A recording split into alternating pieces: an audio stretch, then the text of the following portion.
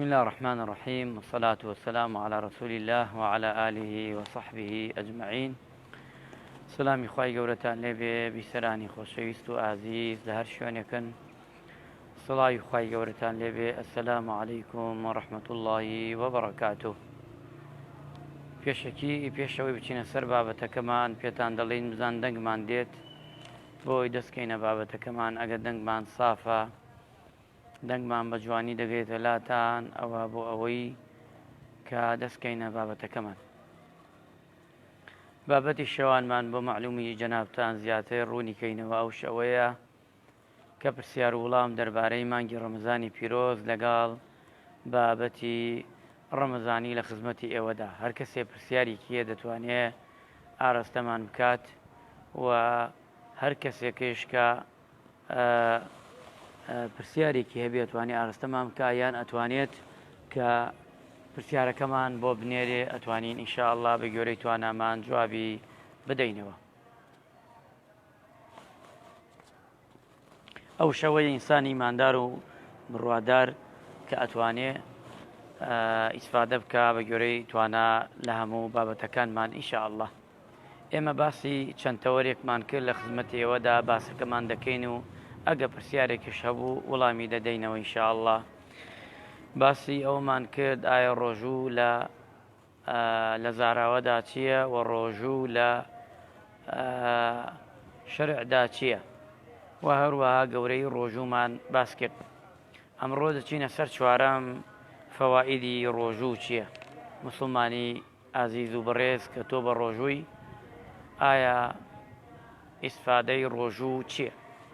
ئەو شەوەی ئینسانی ایماندار و ئینسانی بڕوادار یەکەم لەو ئیسفادانە ئەوەیە لە خوای پەروەردگار، لە خوای متعال کەچی لە خوای گەورە نێزک دەبیتەوە و بەم ڕۆژوو گرتنە ئەبیتە کەسێک نێزک ئەبیت لە خوای پەروەردگار. ئەمش لە قورئاندا ئاماژە کراوە. خوای پەروەردگار ئەفەرمێت: يا أيها الذين آمنوا كتب عليكم الصيام كما كتب على الذين من قبلكم لعلكم تتقون. بۆچی ڕۆژوو بگرین؟ بۆ ئەوەی لعلكم تتقون، بۆی نێزک بنەوە لە خوای پەروەردگار. واتە یەکێ لە سوودەکانی ڕۆژوو ئەوەیە کە ئینسانی ایماندار، ئینسانی ڕۆژووگر ئیسفادەی لێ بکە ئەوەی لە خوای پەروەردگار بەم ئاکارە جوانە کە ڕۆژووە دەگەێتە خزمەتی خوا و نێزک دەبێتەوە. و خاڵێکی تر ئەوەیە ئینسان ئەبێتە ڕۆژوو دەبێتە قەڵغان، دەبێتە ئەوەی کە ئینسان بینی خۆی و شەیطان ڕۆژوو ئەبێتە قەڵغانێک لە بینیدا. و خاڵێکی تر سوودێکی تر لەو سوودانە کەسرەت و شەهوە، شەهوەتی مرۆڤ کە خوای گەورە دروستی کردو مرۆڤەکان شەهوەتی تێکردووە. ئەو شەهوەتانە ڕۆژوو دەشکێنێ، نایە لێ کەمی دەکا، کزی دەکا، چونکە شەهوەت ئەگە زۆر بوو لەوەیە خوا پەنامانداگە حەڵاڵ نەبێ لە حرامە بەکاری بێنێ، ئەو کاتە تووشی غەزەبی خوای پەروەردگارە بێ، بەڕاستی کارێکی جوان و باش نییە.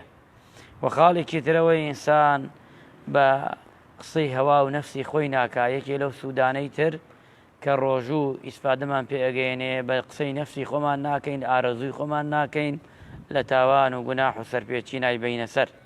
و خاڵێکی تر ئەوەیە کەوا لە عسیان دوورەکەوینەوە، لە گوناح، لە مەعسیەت، لە تاوان. ئەگە پرسیارە بکەین لە خۆمان، لە هەموو لایەکمان، ئایا ئەمڕۆ دوێنێ چەنە فەرقی بوو؟ بەڵێ بەڕاستی فەرقی بین ئەرز و ئاسمان بوو. بۆ هەر تاکێک، هەر مرۆڤێک، ئەوانەی بە ڕۆژوو بوون، ئەوانەیشی بە ڕۆژوو نەبوون، هەر ئیسفادەی هەبووە.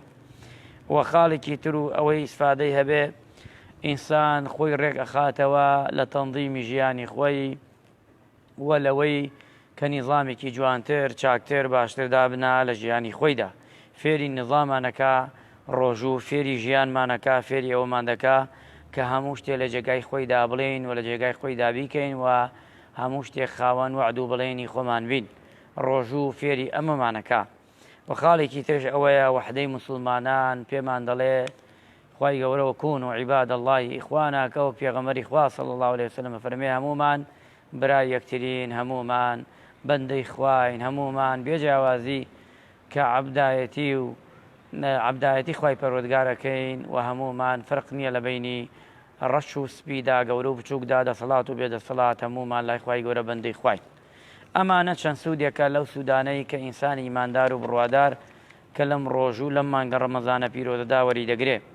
ئەچینە بابەتێکی تر ئەگە پرسیارمان نەبێت، بابەتێکی ترە و بابەتەش ئەوەیە ئادابی سیام و سونەتەکانی، واتە ئاداب لە ڕۆژوگرتن و هەروەها سونەتەکانی چییە؟ ئادەبەکانی ئەوەیە منها ما هو الواجب وما هو مستحب، هەیە واجبە هەیە سونەتە لەو ئادابانە لەو ئاکارانە. بۆ نمونە ئەوانەی کە سنەتن الحرص على السحور، ئینسان دەست بگرێتەوە سحور، واتە بەیانیان هەستێ بۆ پارشێوان، چونکە پێغەمبەری خوا فەرمی عەلەیهی سەڵات وسەلام ئەگەر بە قومی ئاوێکش بێ پارشێو بکەن. فەرموویان بۆ پێغەمبەری خوا وتی فەرمووی چونکە صلی الله علیه وسلم چونکە کە بەرەکەت لە پارشێودایە، بەرەکەت لە پارشێودایە و بەرەکەش لەوایە پارشێو درەنگ بکەی بۆ ئەوەی نوێژی بەیانیت نەفەوتێ.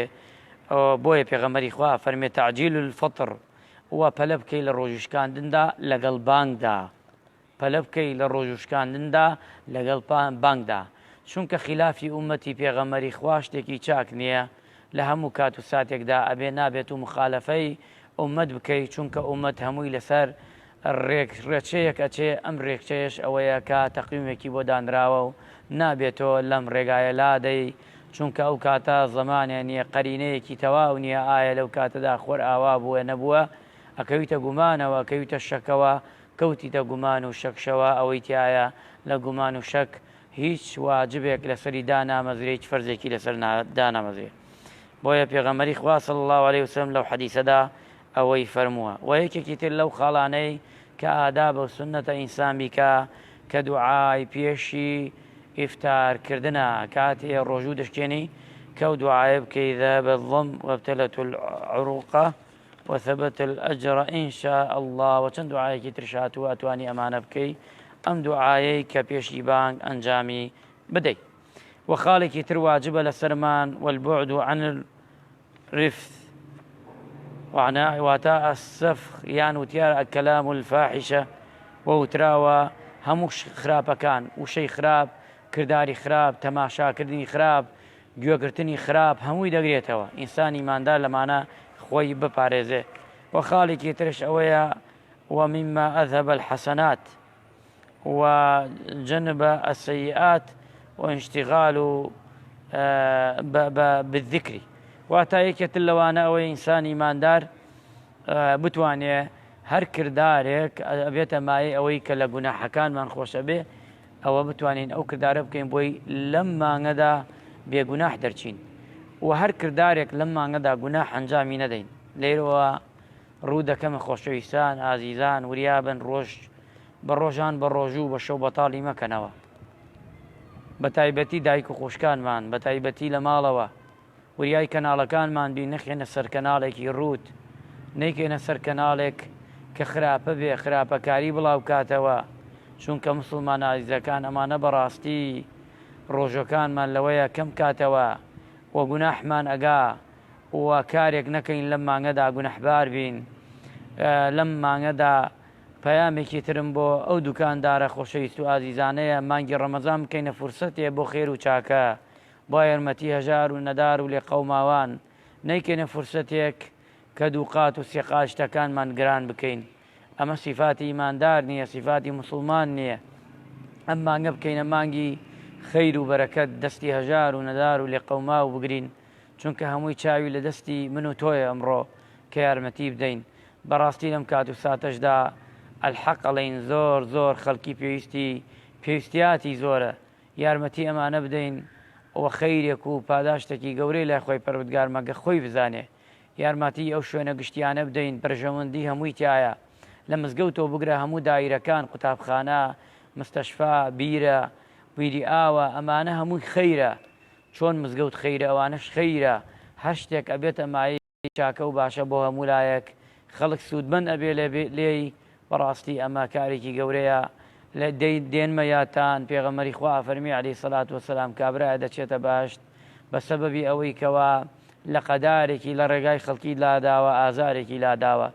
کابرایە کە چێتە باش لەبەر ئەوەی دوو لە ڕوو جەنابتان، ئەوەی کە گوێی لێمانەوە، ئەوەی کە گوێی لێمان دەبێت، پاشانش لە بەرەوەی ئاوی سەگێکی داوە دوو لە ڕوو جەنابتان کەسێک دەچێتە ئاگری دۆزە خوا پەناماندا لە بەرەوەی ئەزیەتی پشیلەیەکی داوە ئەمانە ئەبێ ئینسانی ماندار لە بەرچاوی بێ لەیرەشدا هاتینە کۆتایی ئەم دەرسەمان ئەگە پرسیارێکتان بێهین لە خزمەتتان و پرسیارەکانتانش لە دوایش ئەگەر ئەنجامی بدەن و بینێرم بۆمان ئێمە وڵەدەین لە دەرسەکاندا جوابی بدەینەوە ئەگەر پرسیارێک نەبێ ئێمە کۆتایی بێدێنین و دەڵێن وصلى الله على محمد وعلى آله وصحبه أجمعين وآخر دعوانا أن الحمد لله رب العالمين.